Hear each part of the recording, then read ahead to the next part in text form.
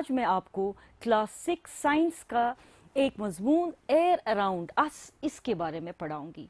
प्यारे बच्चों, ये चैप्टर आपके क्लास में सेकंड टर्म का जो सिलेबस है उसमें इंक्लूडेड है।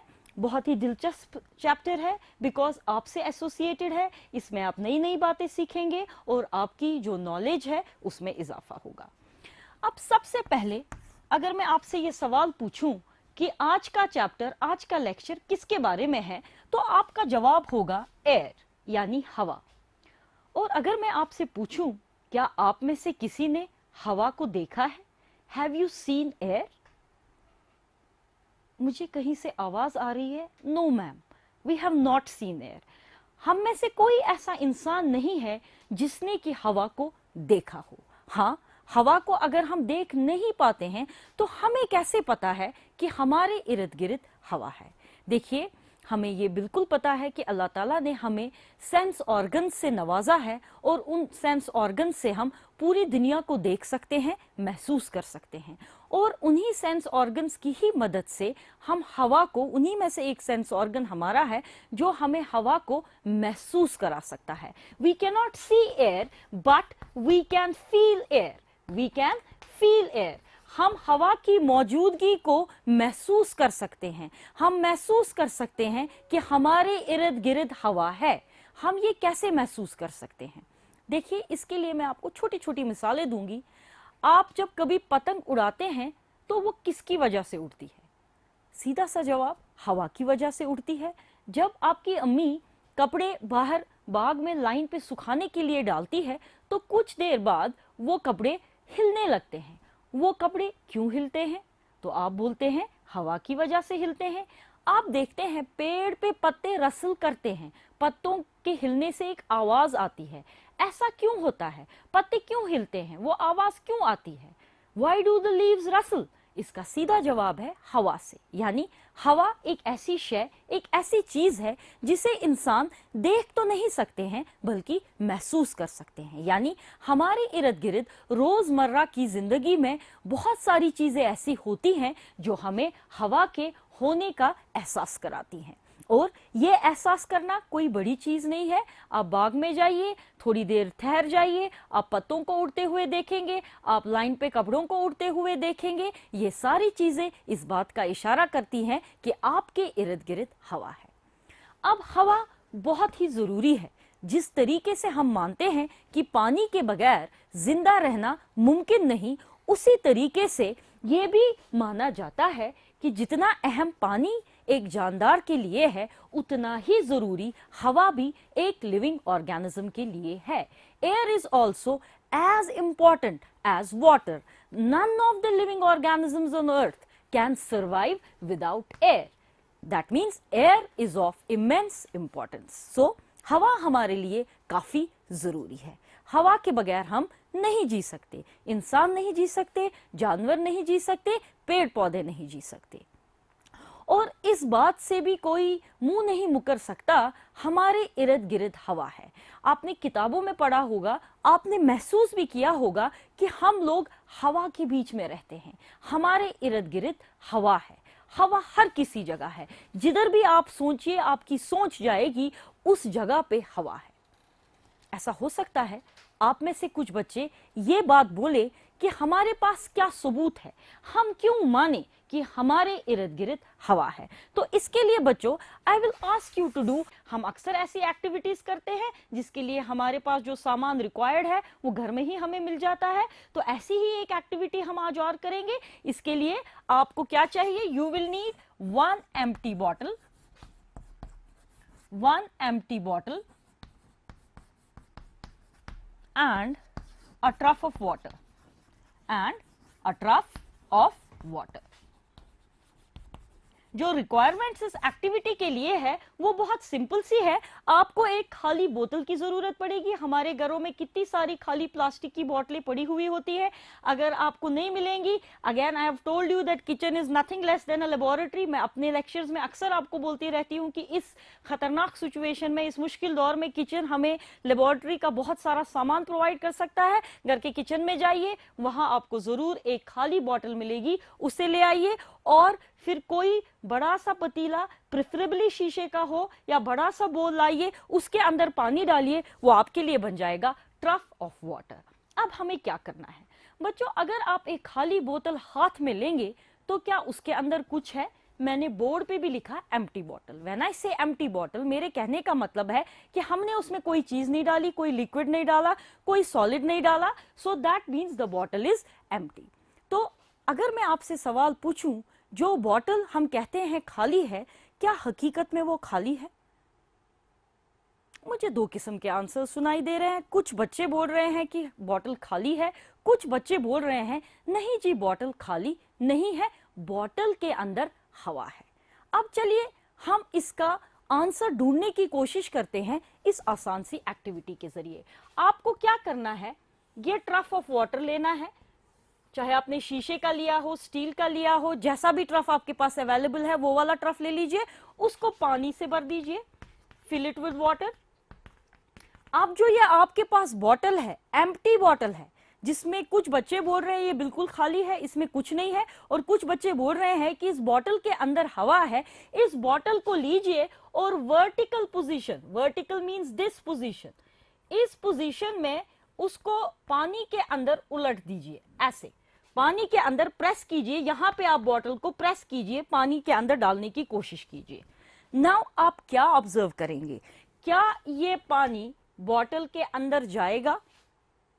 जब आप ये एक्टिविटी करेंगे तो आपको काफी हैरानी होगी। ऐसे तो बहुत सारे बच्चे बोलेंगे कि जी जी पानी जो है बॉटल के अंदर चला जाएगा, लेकिन अगर आप बॉटल को वर्टिकल सीधी खड़ी पोजीशन में इस ट्रफ के अंदर प्रेस करेंगे, you will see the water will not move inside, पानी बॉटल के अंदर नहीं जाएगा।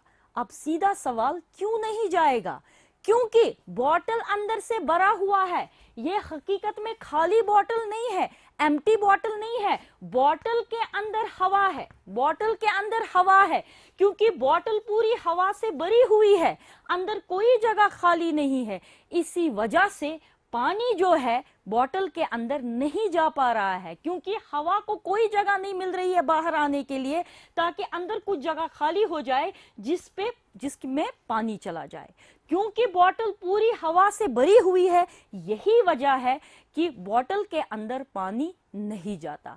तो जो आप अभी बोल रहे थे कुछ बच्चे आप में से कि बॉटल खाली है, that means the answer is wrong. Bottle is not empty, bottle is filled with air and we got a proof for that here. हमारी एक्सपेरिमेंट, हमारी एक्टिविटी में हमें प्रूफ मिल गया। जब हमने बॉटल को वर्टिकली प्रेस करने की कोशिश की पानी में, तो पानी अंदर नहीं जा पाया। वो सीधा इस बात का सबूत है कि बॉटल के अंदर हवा है।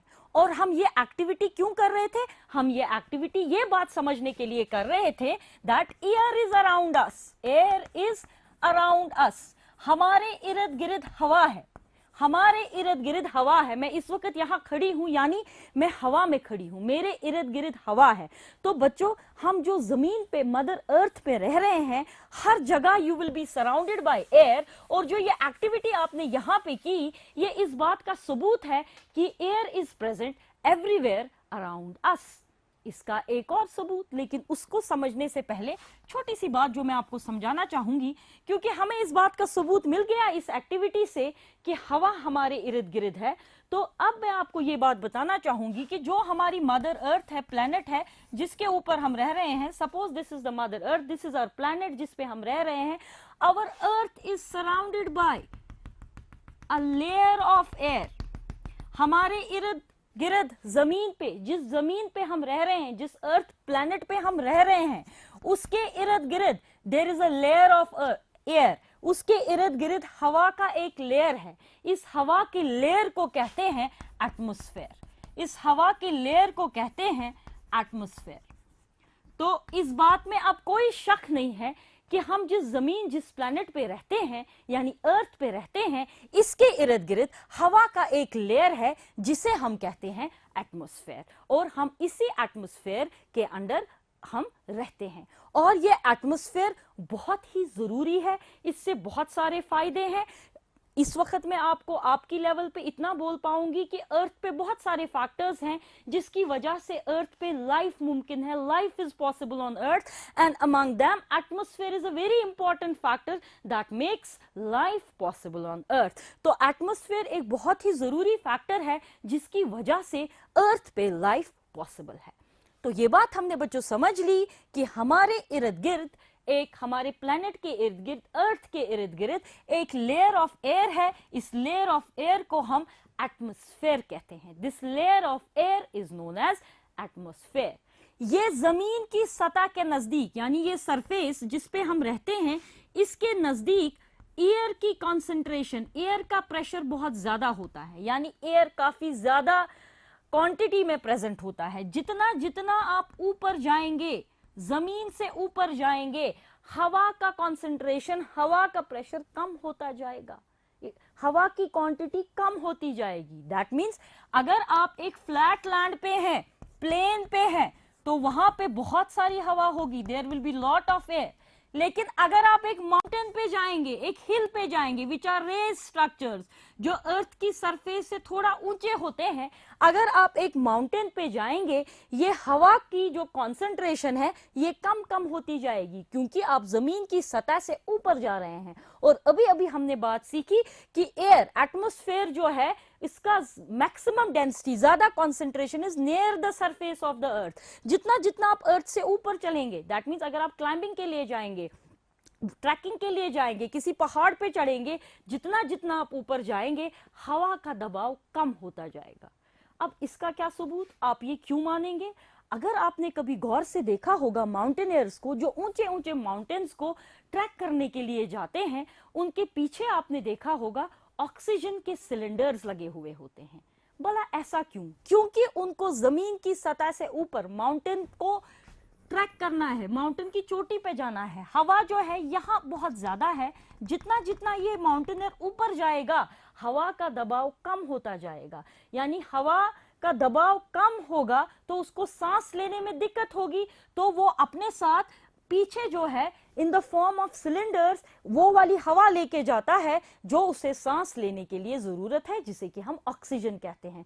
तो माउंटेनियर्स के पीछे हम इसलिए ये देखते हैं, ऑक्सीजन के सिलेंडर्स देखते हैं, बिकॉज जब वो हाई माउंटेन्स की ट्रैक के लिए जाते हैं, वहां पे इस हवा का दबाव कम हो जाता है। तो फिर से हमने जो एक आसान सी बात यहाँ पे सीखी वो ये कि हवा जो है हमारी अर्थ के इर्द गिर्द है, in the form of a layer that is known as atmosphere. और जितना हम जमीन की सतह के नजदीक रहेंगे, हवा उतनी ज्यादा होगी, और जितना जितना हम जमीन की सतह से ऊपर जाएंगे, इस हवा का कॉन्सेंट्रेशन कम होता जाएगा। So this is what is air. हवा क्या है, और हम हवा में रहते हैं, इस बात से भी हम मुकर नहीं सकते हैं, और हमारे इर्द गिर्द हवा है। हर जगह जहां आप सोचिए, आपकी सोच जाएगी, हर जगह आपके इर्द गिर्द हवा है। नाउ अक्सर कुछ बच्चे ये सवाल करते हैं, या आपके जहन में भी अभी तक ये बात आ रही होगी कि मैं क्यों मानूं कि हमारे इर्द गिर्द हवा है। Why will I understand or why will I agree that मेरे इर्द गिर्द हवा है? अगर कुछ बच्चे इतनी एक्सपेरिमेंट से सेटिस्फाई नहीं हो रहे हैं, हम इसी एक्सपेरिमेंट को और थोड़ा सा डिफरेंट तरीके से करेंगे। हम फिर से ट्रफ ऑफ वाटर लेंगे, फिर से यही एम्प्टी बॉटल लेंगे। अब इस बारी हम बॉटल को सीधी पोजीशन में नहीं डालेंगे, अब हम बॉटल को थोड़ा टेढ़ा करके डालेंगे, ऐसे करके डालेंगे पानी में। जब आप बॉटल को ऐसा करके पानी में डालोगे, टेढ़ा करके, टिल्ट करके पानी में डालोगे, आप देखोगे कि यहाँ पे पानी में बुलबुले आएंगे, बबल्स आएंगे, और जैसे ही पानी में बबल्स आएंगे, बॉटल के अंदर पानी आना शुरू हो जाएगा, और कुछ देर में ये बॉटल जो है पानी से भर जाएगी। अरे ऐसा क्यों? अभी अभी तो हमने यहाँ पे समझा था कि बॉटल के अंदर हवा है और उसी हवा ने पानी को अंदर आने नहीं दिया। यहाँ ऐसी क्या बात हो गई कि पानी अंदर आ गया और ये बुलबुले, ये बबल्स कहाँ से आए? देखिए बच्चों, जब हम बॉटल को टेढ़ा करके पानी में डालते हैं तो हवा को जगह मिल जाती है बाहर निकलने के लिए।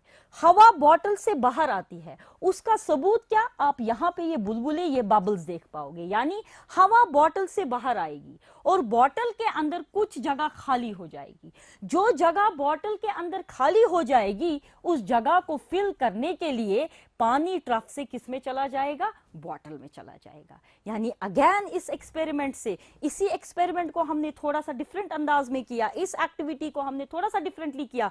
बॉटल को सीधे ना डालते हुए बॉटल को हमने टेढ़ा डाला और वहां पे हमने देखा, जो कि अभी अभी हमने बोला, इस बॉटल में हवा है, उस हवा को हमने बॉटल से बाहर आते हुए देखा in the forms of bubble, और जो उस हवा की जगह खाली हो गई थी, उस जगह पे अब पानी अंदर आया। तो बच्चों, ये बिल्कुल एक आसान मिसाल सी है। अगर आप कहीं फिल्म देखने जाएंगे तो जो थिएटर होगा उसमें लोग बैठे होंगे, फिल्म देख रहे होंगे। अगर आपको भी फिल्म देखनी है, आप तब तक थिएटर में नहीं घुस सकते हैं जब तक उसमें बैठे हुए लोग बाहर ना आए। जब वो लोग बाहर आएंगे तब कुछ जगह अंदर खाली होगी, फिर आप उस खाली जगह पे बैठ के फिल्म को देख पाओगे। सिमिलरली यहां पे पानी अंदर नहीं जा पा रहा था बिकॉज सारी जगह अंदर हवा ने ले ली थी। यहां पानी इसलिए अंदर जा पाया क्योंकि कुछ हवा बाहर आ गई, जिसका सबूत था इन बबल्स का बनना, और उसकी जगह किसने ले ली, पानी ने ले ली। तो इस बात में अब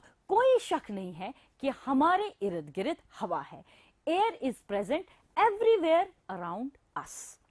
नाउ 18th सेंचुरी तक, 18वीं सदी तक ये माना जाता था कि air is a single substance, हवा कोई एक चीज है, हवा कोई एक चीज है, 18वीं सदी तक। लेकिन फिर साइंटिस्ट ने एक्सपेरिमेंट्स किए, तजुर्बे किए, दुनिया के अलग अलग कोनों में तजुर्बे हुए, एक्सपेरिमेंट्स हुए, जिनके बारे में आप 9th 10th और क्लास 11th 12th की केमिस्ट्री में पढ़ेंगे। और उन तजुर्बों से दुनिया को यह पता चला कि हवा कोई एक चीज नहीं है। Air is a mixture of gases, air is a mixture of gases. हवा कोई एक चीज नहीं है, बल्कि हवा बहुत सारी गैसेस का मिक्सचर है। जब मैं वर्ड हवा इस्तेमाल करती हूं, मैं किसी एक चीज की तरफ इशारा नहीं करती हूं, बल्कि मेरा इशारा एक मिक्सचर, यानी बहुत सारी चीजों के मिलने से कोई चीज बनी हुई हो, उसे हम मिक्सचर कहते हैं।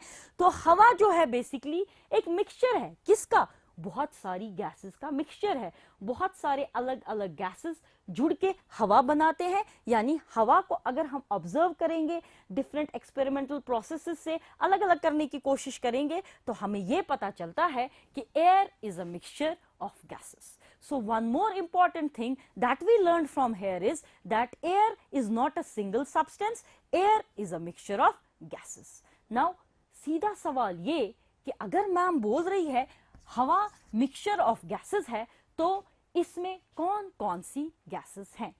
बहुत सारे एक्सपेरिमेंट्स के बाद, कैलकुलेशंस के बाद साइंटिस्ट ने हमें यह बात समझाई है कि हवा एक मिक्सचर ऑफ गैसेस है और इसमें बहुत सारे गैसेस पाए जाते हैं, जिसमें नाइट्रोजन, ऑक्सीजन, कार्बन डाइऑक्साइड,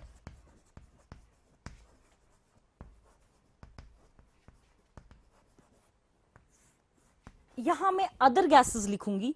ये बहुत सारे गैसेस हैं, लेकिन आपकी लेवल पे उतना डिटेल में जाने की जरूरत नहीं है। यहां पे मैं एक टर्म लिखूंगी अदर गैसेस, यानी इसमें बहुत सारे गैसेस आते हैं।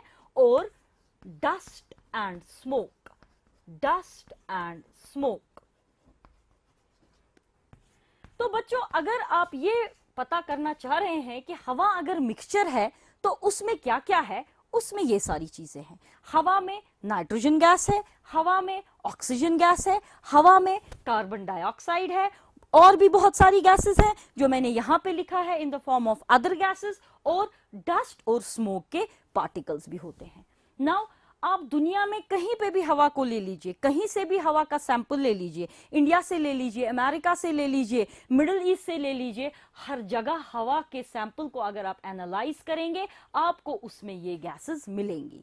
नाउ एक स्टैंडर्ड कॉन्सेंट्रेशन, एक स्टैंडर्ड अमाउंट है इन गैसेस का हवा में। हम कहते हैं अप्रोक्सीमेटली नाइट्रोजन 78% है, हवा का 78% हिस्सा नाइट्रोजन की वजह से है, नाइट्रोजन का है, 21% ऑक्सीजन की वजह से है, और ये रिमेनिंग जो है 1%, दिस रिमेनिंग इज 1%। तो मोटे तौर से अगर हम देखें, हवा का 99% हिस्सा जो है नाइट्रोजन और ऑक्सीजन की वजह से है। तो these are the standard concentrations of various gases and substances present in the air. लेकिन एक बात आप यहां पे जो समझेंगे कि कुछ चीजों का कॉन्सेंट्रेशन हवा में बदलता रहता है। अब वो कौन सी चीजें हैं, देखिए जो मैंने यहां डस्ट और स्मोक लिखा है या कार्बन डाइऑक्साइड लिखा है, ये एक कांस्टेंट लेवल पे नहीं रहता। किसी एरिया में कितना पोल्यूशन है, कम है कि ज्यादा है, इन चीजों का कंसंट्रेशन इंक्रीज भी होता रहता है, डिक्रीज भी होता रहता है, लेकिन ओवरऑल जो ये हैं नियर टू कांस्टेंट ही रहते हैं। तो पोल्यूशन की वजह से हवा के कॉम्पोजिशन पे असर पड़ सकता है, किस तरीके से कि इन चीजों की कॉन्सेंट्रेशन बदल सकती है, और कंसंट्रेशन का बदलना मींस हमारे लिए खतरे की सिग्नल है, खतरे का अलामत है, क्योंकि अगर इन चीजों की कंसंट्रेशन बदल गई, इंसान की हेल्थ पे भी असर पड़ेगा, जानवरों की हेल्थ पे भी असर पड़ेगा, और प्लांट्स की हेल्थ पे भी असर पड़ेगा। तो we understood that air is a mixture of gases, many gases are present in air, उनकी concentration हमने समझी, साथ में इस बात को समझा कि कुछ चीजों की concentration हवा में increase या decrease होती रहती है, कुछ जगहों पे ज्यादा होगी, कुछ जगहों पे कम होगी, और हवा में इन चीजों का concentration increase या decrease, एक constant level से increase या decrease होना दोनों सूरतों में खतरनाक हो सकता है लिविंग वर्ल्ड के लिए। बच्चों आगे हमें इस चैप्टर में जो बात समझनी है वो ये है कि क्या हवा में ऑक्सीजन है, हमारे पास इसका सबूत है, और ऑक्सीजन क्यों जरूरी है, क्या नाइट्रोजन है, क्या कार्बन डाइऑक्साइड है, डस्ट एंड स्मोक। तो आगे हम चैप्टर में छोटी छोटी एक्टिविटीज से ये समझने की कोशिश करेंगे कि हवा में कौन कौन सी गैसेस हैं, क्या सच में ऑक्सीजन है कि नहीं है, और ये गैसेस का हमारी जिंदगी में कौन सा रोल है। लेकिन बच्चों आज के लिए इतना ही, क्योंकि घड़ी मुझे इशारा कर रही है कि वक्त खत्म हो रहा है, मैं अपने चैप्टर को यहीं पे आज रोक दूं, तो नेक्स्ट क्लास में मैं इस टॉपिक को आगे बढ़ाऊंगी। तब तक के लिए stay home, stay safe and stay blessed.